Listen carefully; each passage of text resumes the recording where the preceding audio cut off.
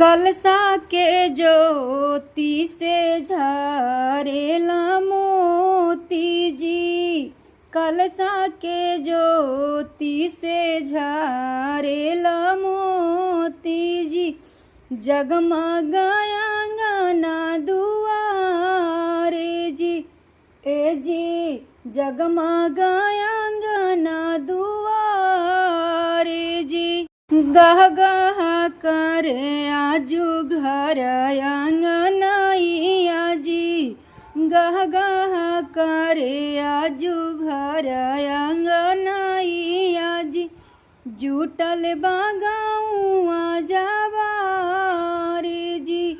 ए जी जुटल बागौआ जवारे जी। बड़े बड़े लोग तिलक देखे आइलन जी। बड़े बड़े लोग तिलक देखे आइलन जी। देखेलन सब कोई निहारे जी। ए जी देखेलन सब कोई निहारे जी।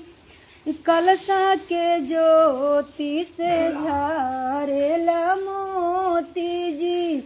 कलसा के ज्योति से झरेला मोती जी। जगमग अंगना दुआरे जी।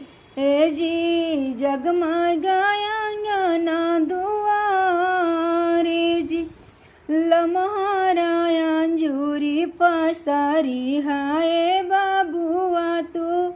लम्हारा अंजूरी पसारी हाय बाबुआ तू। लम्हर बाना मामा तोहारे जी। ए जी लम्हर बाना मामा तोहारे जी। लम्हारा हाई तोहरा बाबा जी के नाम मामा जी। लम्हारा हाई तोहरा पापा जी के नाम मामा जी। लम्हर बाकुला परिवार जी। ए जी लम्हरा कुला परिवार जी। बेरी बेरी बेटा के तिलक नहीं चढ़ेला। बेरी बेरी बेटा के तिलक नहीं चढ़ेला। जानीला सारा संसार जी। ए जी जानीला सारा संसार जी। हमनी के नाम सैहा नहीं समाधि जी।